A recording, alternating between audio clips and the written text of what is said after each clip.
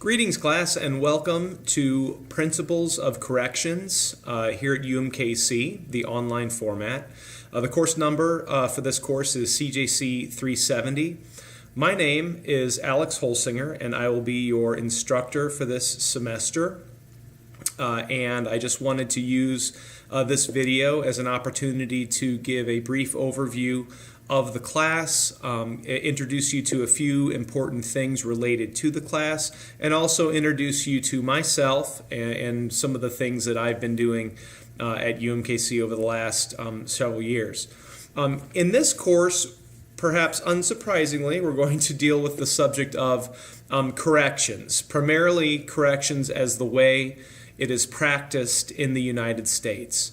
And just a few of the subjects that we're going to cover this semester will include, of course, incarceration. We will talk about prisons and jails. We will discuss the differences between those two things, but that's really just the beginning. There are many aspects of both prisons and jails and the purposes that they serve in our correctional system that are important to have good command of when we study corrections. But that's just the beginning. We're also going to talk about the whole realm of community corrections, which in my view, as you'll find out this semester, is one of the neglected areas of corrections, even though the community correctional system has probably nearly 3 times as many offenders as the incarcerated population does. And within community corrections, we're going to talk about things like probation supervision and what that means, parole supervision and what that means. But you'll soon find out that there are a whole host of other topics within community corrections that are all part of a huge, really a mosaic of options that we have in the community to put it bluntly, try and hold people accountable, try to control their behavior to some degree. In addition, we are going to talk about rehabilitation and treatment. That is a big part of this class as well. We'll talk about treatment programs, some specific types of programs that are used to try and help offenders change their behavior in the long term. In addition, we're also going to talk about really broad topics that I like to refer to as the philosophy of punishment. We're going to talk about the reasons that we punish people in the first place, and talk about some of the philosophical foundations of the reasons that we punish people, and where various forms of the punishment that we use today come from historically. And that's really just the beginning. There is, if you haven't seen the syllabus yet already, you'll find out soon that there are a lot of readings in this course. I tend to rely quite a bit on what I refer to as empirical articles from the peer-reviewed literature base. Articles that examine, usually in depth, a very specific topic. But we'll get to all that in very quickly in the next couple of weeks. As I mentioned earlier, I also want to introduce myself. My name is Alex Holsinger. I have been at UMKC since 1999. Before that, I was at the University of Cincinnati, which is where I did most of my formal training when it comes to corrections. But in 1999, I was hired by the University of Missouri in Kansas City to teach statistics as well as to teach subject matter relating to corrections, and so that's what I've been doing ever since. A lot of the research and writing that I do is in the area of corrections. I do tend to focus on some very specific parts of correctional interventions that we will also take a look at in this class. We'll come back to this later on, but specifically a lot of my work has to do with what's referred to as risk assessment and need assessment, but I also have done a lot of work in the area of correctional rehabilitation programs. In other words, I study programs that are designed to help offenders change their behavior in the long term. Many of you have probably heard the term recidivism, which essentially means somebody who has committed a crime returning to crime or committing another crime after an initial crime. And so a lot of the programs that I study are designed to reduce recidivism. So that's me, at least briefly. If you haven't already, I recommend that you log into Blackboard and do a couple of things.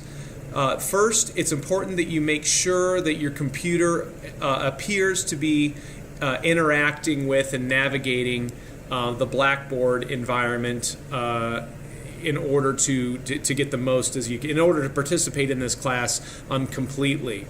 We will use the discussion board function within Blackboard, and because of that, it's important to make sure that you know how to navigate that appropriately. We're going to do a couple of introductory exercises that will not impact your grade at all, just to make sure that everyone knows how to find the discussion board and knows how to interact with the discussion board correctly and effectively. In addition, and I would recommend you do this pretty quickly, go to log into Blackboard, go to our course, Principles of Corrections, CJC 370, and on the left-hand side of the screen, you should see a link that just simply says Syllabus. It will probably come as no surprise that if you click on that link, that will lead you to the syllabus for this course. So if you haven't done so already, I'd recommend you really read the syllabus very closely from front to back. And if you have any questions, be sure to email myself or call. You can also email my graduate teaching assistant, who I will have introduce themselves to you via email. Now, that syllabus link on Blackboard, that's not the only place that you can find the syllabus. I've also placed it under the link that's called Start Here. I've also placed it in the first of what I call content folders. The way I organize my online courses, I tend to put everything in folders under the link called Course Content. So if you ever need to find a document, or perhaps need to find a document again, all you need to do is go to our Blackboard course and then click on Course Content. And then under Course Content, you will see lots and lots of content folders. And I try, and I hope you agree, but I try to label the folders effectively and with enough detail so it's pretty easy to find stuff, especially if you're going back in time. Let's see, what else did I want to mention? The last thing I want to mention is that I also do undergraduate academic advising for the Department of Criminal Justice and Criminology. And because of that, I'm a big proponent of our criminal justice majors doing internships, or you may have heard them referred to as field experiences. That's a really important part of your undergraduate trajectory. So if you are a criminal justice major or minor, I would recommend that you look into conducting an internship. So if you have questions about that, you can just send me an email or give me a call. I've mentioned email a bunch, at least a few times so far in this video. That is a great way to get a hold of me. I am on email a lot. My email address is on the syllabus, as is my phone number. Either method of contacting me is fine. Also, if you are local to the Kansas City metropolitan area and would like to meet with me, my office hours are posted on the syllabus as well.